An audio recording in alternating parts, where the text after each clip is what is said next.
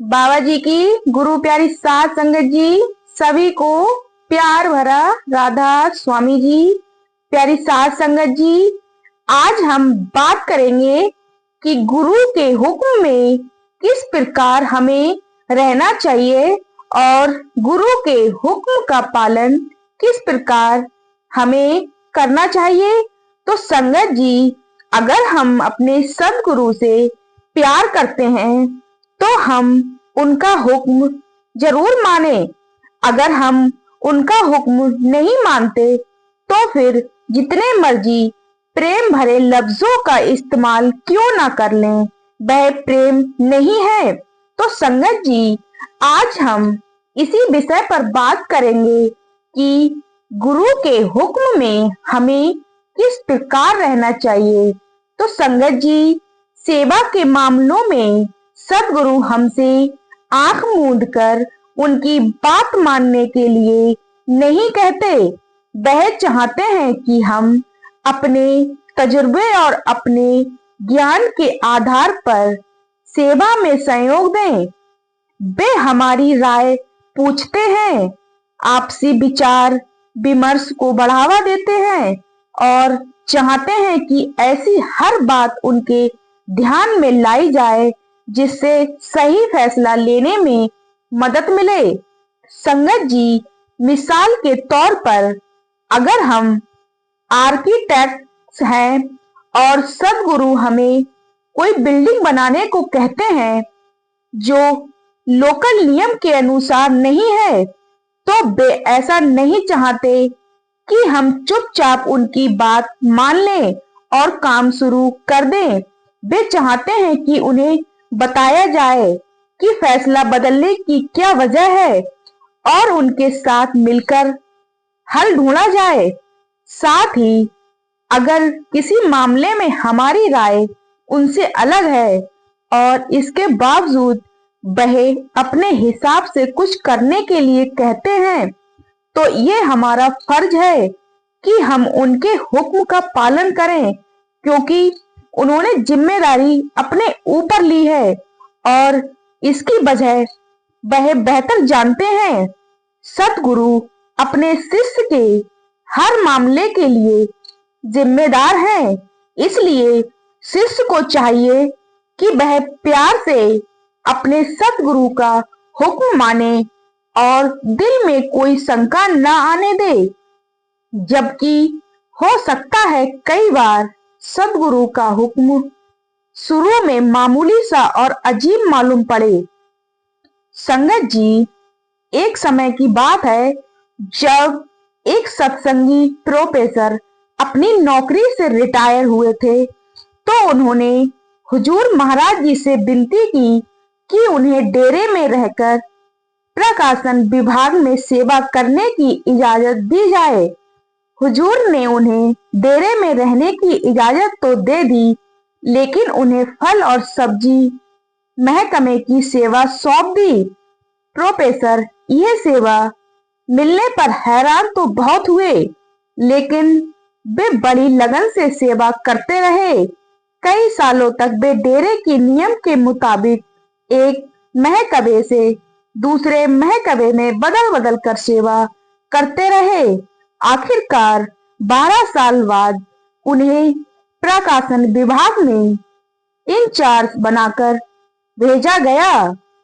उन्हें वह सेवा मिल ही गई जिसकी उन्हें चाहत थी। उन्हें इस बात का श्रेय दिया जा सकता है कि 12 साल तक वे सभी सेवाएं करते रहे जो सदगुरु उनसे करवाना चाहते थे, और आखिर में सदगुरु को लगा कि अब समय आ गया है कि उन्हें वह जिम्मेदारी दी जाए जिसके लिए वे काबिल थे। इन 12 वर्षों में उन्हें शायद ऐसे कई सबक और नए नए हुनर सीखने को मिले होंगे जिनका उन्हें शायद पहले पता भी नहीं होगा। तो संगत जी, जो अपने मालिक के हुक्म के आगे कभी सिर झुकाता है तो कभी उसके किए पर ऐतराज करता है, वह शुरू से ही मालिक की राह से भटका हुआ है। ऐसा इंसान मालिक के दरबार में कभी कबूल नहीं होता। साध संगत जी, कई बार सद्गुरु का हुक्म हमारी समझ से परे होता है, क्योंकि उनकी क्या मर्जी है वह ये जाहिर नहीं करना चाहते। किताबों में हमने पढ़ा है कि हुजूर पेशे से वकील थे। फिर एक दिन बड़े महाराज जी ने उनसे कहा कि वह अपनी अच्छी खासी वकालत छोड़कर अपने पिताजी का खेती में हाथ बटाएं। अगर कोई और होता तो यह सुनकर भले दुखी न होता, पर कम से कम उलझन में तो जरूर पड़ जाता। लेकिन हुजूर तो अपने सद्गुरु के हुक्म के ताबेदार थे। उन्होंने वही किया जो उन्हें करने के लिए कहा गया था। हुजूर जी ने बाद में कहा कि जब उन्हें गुरु गद्दी सौंपी गई, तब उन्हें समझ आया कि बड़े महाराज जी की क्या दूरंदेशी थी, उनका क्या मंसूबा था। हुजूर जी की कानून की पढ़ाई डेरा के कानूनी मामलों को निपटाने में मदद आई और फार्म पर काम करने में उन्हें जो तजुर्बा हासिल हुआ था, वह डेरे के प्रशासनिक मामलों का इंतजाम करने में मददगार साबित हुआ। तभी बड़े महाराज जी के साथ अपने शुरू के दिनों को याद करते हुए एक बार हुजूर जी ने फरमाया, हम अक्सर उनके साथ हर दुनियावी मसले पर चर्चा किया करते थे। दरअसल चर्चा नहीं, हम तो बस उनकी बात सुनते थे। हमें तो जो हुक्म मिलता था, हम तो बस उसकी पालना करते थे, बिना किसी सवाल के। बाकी हर बात में हम खामोश रहते थे। हम भी ऐसा सादगी भरा रिश्ता अपने गुरु के साथ कायम कर सकते हैं। ऐसा नजरिया कि अगर उन्होंने ऐसा कहा तो यह ठीक है। हुक्म में रहने की ऐसी आदत तब पड़ेगी जब हमें उन पर पूरा भरोसा होगा।